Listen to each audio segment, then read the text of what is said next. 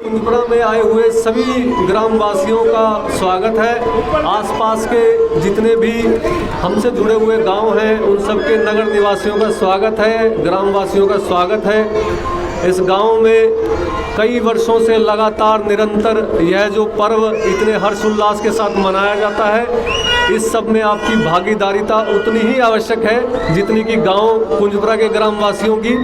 आप सबके आने से हमें अपनापन सा लगता है और आप सब भी हमारे अपने ही हैं, क्योंकि कभी न कभी इस गांव ने सभी को संरक्षण दिया है रियासत के रूप में। आज आप सब जब अपने ही गांव में आते हैं तो आपको भी अच्छा लगता होगा। भावी पीढ़ियों को हमेशा इस बारे में बताएं कि इस गांव का महत्व क्या है और इस पर्व का महत्व क्या है। यह पर्व अधर्म पर धर्म की विजय है। अधर्म यानी दुर्गुण, जीवन में जितने भी दुर्गुण हैं वो आपको अधर्म की राह पर ले जाएंगे और जितने भी सद्गुण हैं वो आपको धर्म की राह पर ले जाएंगे। तो धर्म के संरक्षण के लिए राम जी धरती पर आए और उन्होंने असुर यानी असुरत्व के प्रतीक रावण का नाश किया, संहार किया और एक विधि का ऐसा विधान बना कि उसमें राम जी को वन में जाना पड़ा, पर उन्होंने अपने माता पिता की आज्ञा को जैसे अपने जीवन में उतारा वह अनुकरणीय है, वही धर्म का आचरण है।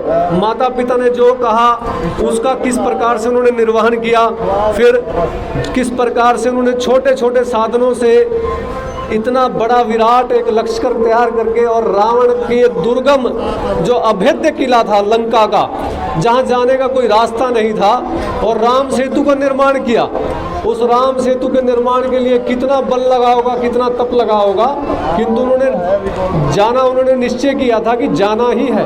और उसके लिए जाने के पश्चात वहाँ असंख्य कितने बड़े बड़े असुर थे, उन सबका संहार किया और उन असुरों के संहार के साथ अंतिम असुर यानी रावण का संहार करके, और केवल उसके राज्य से उन्हें कुछ भी लेना देना नहीं था, उसका राज्य उसी के छोटे भाई विभीषण के हवाले कर दिया।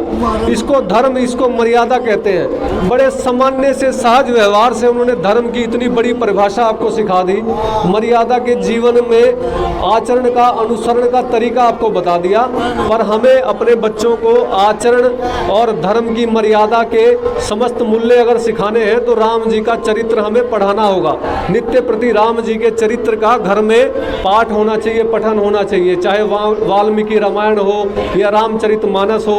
अगर बच्चों को आप पढ़ाएंगे ही नहीं तो वह मोबाइल से, टीवी से क्या सीख रहे हैं समाज से, फिर तो एक दिन ऐसा होगा कि वो समाज में उत्पाती खड़ा करेंगे।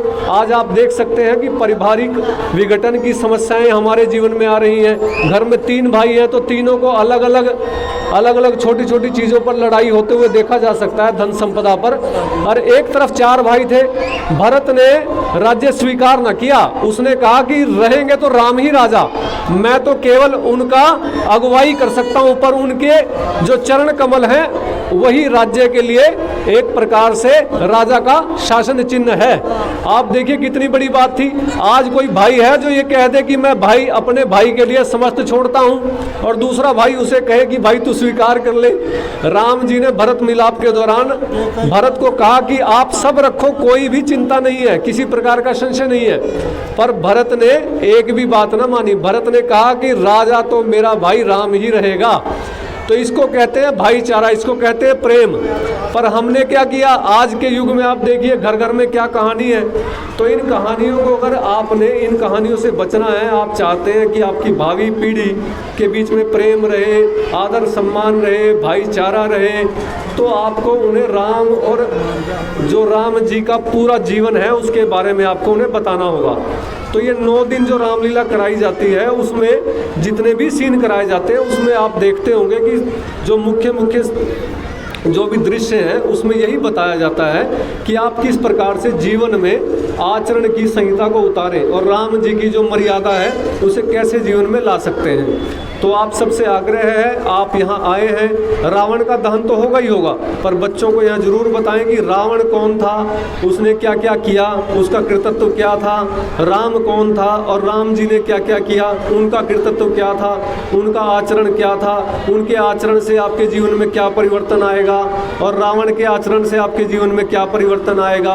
तो जो असुर रूपी रावण है, आज आप देख सकते हैं छोटे छोटे बच्चे शराब पीने लग जाते हैं, धूम्रपान में लग जाते हैं, मांस मदिरा उनके जीवन का हिस्सा बन जाता है, लड़ाई झगड़े उनके घर के हिस्से बन जाते हैं। तो उनसे अगर आपको बचना है तो कम से कम राम जी के जीवन को जीवन में उतारो। 9 दिन में जो साधना होती है उसमें अगर आप उनको नित्य प्रति राम जी का जीवन चरित्र पढ़ाएं, यानी 9 दिन में अखंड पाठ करें रामायण का, या 9 दिन में पूर्ण पाठ करें, तो बच्चों के अंदर संस्कार जाएंगे, आचरण जाएगा। अगर आप उन्हें बताओगे नहीं, स्कूली शिक्षा में तो कहीं ऐसा कुछ है ही नहीं कि उनको पता लग जाए। कोई भी गुण मुझे नहीं लगता स्कूल से कोई विशेष लेकर के आ रहे हैं बच्चे। आप उनको मोबाइल भी दे रहे हो तो मोबाइल में वो क्या देख रहे हैं आपको पता होगा। तो मोबाइल और जो आज की अत्याधुनिक दुनिया है उससे अगर आपको बच्चों का जीवन बचाना है तो उन्हें अपने सदग्रंथों की ओर ले जाएं। सदग्रंथ में अगर आप उन्हें, गीता तो बहुत बहुमूल्य ग्रंथ है किंतु वह बुद्धि और निष्ठा अधिक मांगता है। तो राम जी का जीवन तो बड़ा सामान्य जीवन है, बड़ा सरल जीवन है, बड़ा मर्यादित जीवन है। उसमें से उनके आचरण के गुण तो आप उन्हें रोज बता सकते हो। अगर राम जी के जीवन का गुण, राम जी के जीवन की जो कहानी है, रोज छोटी छोटी कहानियां बच्चों को बताएं तो उनका जीवन बच जाएगा, उनका जीवन बन जाएगा और उनके जीवन से ही आपका जीवन है। एक ना एक दिन आपकी आशाएं उन्हीं बच्चों से जुड़ी हुई हैं। तो अगर आप चाहते हैं कि आपके बच्चे आपकी आज्ञा का पालन करें तो आपको उन्हें राम जी के जीवन के चरित्र के बारे में बताना होगा और मेले का आनंद लेते रहे, पर उन्हें राम और रावण दोनों के जीवन चरित्र का जो भी ब्यौरा है वह भी देते रहे। धन्यवाद। ईश्वर पे अपने छोटे बच्चों का ध्यान रखे, उनकी उंगली पकड़ कर रखे। थोड़ा आगे लाइन में खड़े होकर पानी न पिए, सभी ध्यान रखे भाई साहब। पानी का गिलास लेकर थोड़ा पीछे हटकर पानी पीकर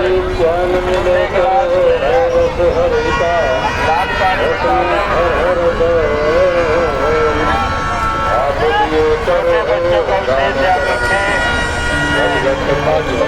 कोई भी भाई बहन पानी पीने के बाद गिलास अपना न ले जाने की कोशिश करें। पानी को पीछे हटकर पिए। पानी पीने वाले करना पड़ेगा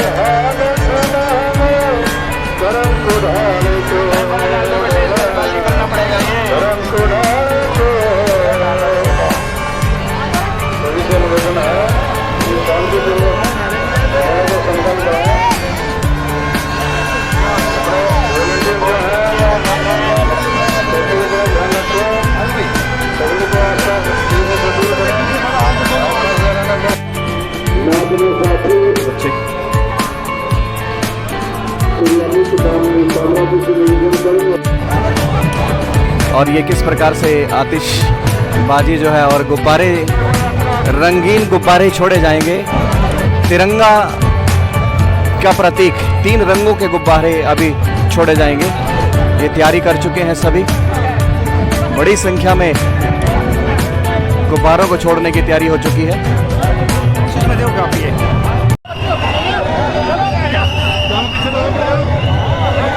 ये लाइव तस्वीरें देख रहे हैं आप, मेघनाथ का जो पुतला है उसमें आग लग चुकी है।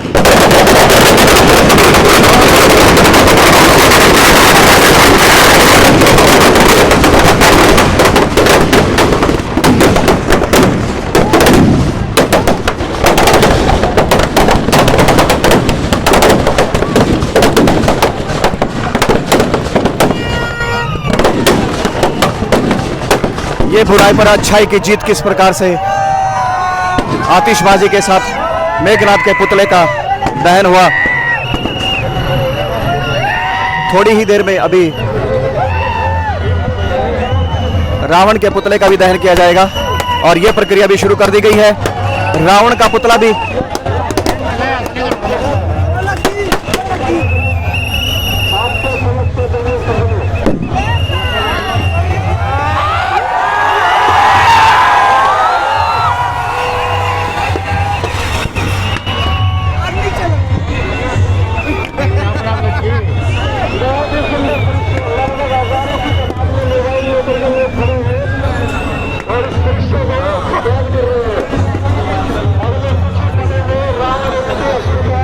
हजारों की संख्या में यहाँ पर भीड़ इकट्ठा है और रावण के दहन की जो प्रक्रिया वो शुरू हो चुकी है।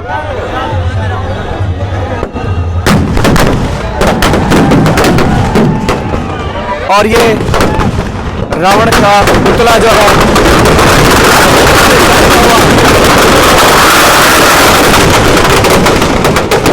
धू धू करके रावण का पुतला जलता हुआ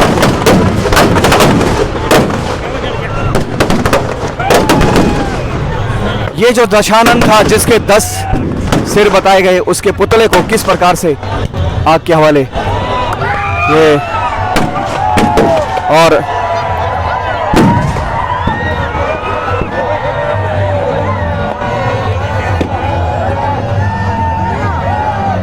रावण का जो पुतला है वो जला दिया गया है और लोगों में होड़ है इसकी लकड़ियों को उठाने की। लोग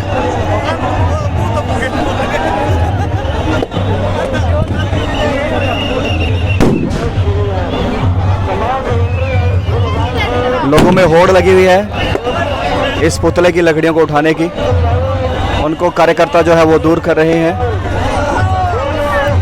ये तस्वीरें आप देख रहे हैं एडीडी न्यूज़ लाइव के माध्यम से। बहुत बड़ी संख्या में लोग यहाँ पर इकट्ठा हुए और इस पुतले को किस प्रकार जलाया गया वो आप सभी ने देखा, लाइव देखा। कुंजपुरा जो एक ऐतिहासिक कस्बा है जिसमें हर साल हजारों की संख्या में लोग आते हैं इस मेले में और बड़ी संख्या में लोग यहाँ पर इकट्ठा होकर के इस मेले का आनंद उठाते हैं। बहुत बड़ी संख्या में चारों तरफ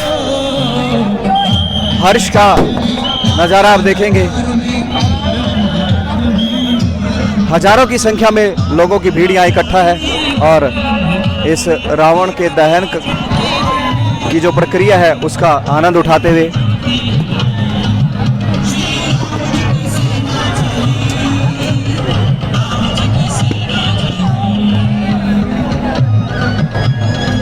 बहुत बड़ी संख्या में लोग यहाँ इकट्ठा हुए हैं और इस रावण के दहन का जो कार्यक्रम था इसको हजारों लोगों की उपस्थिति में संपन्न किया गया। बड़ी संख्या में यहाँ पर लोग इकट्ठा हुए, हजारों की संख्या में लोग यहाँ आते हैं और इस मेले का आनंद उठाते हैं। इस गांव कुंजपुरा में लगातार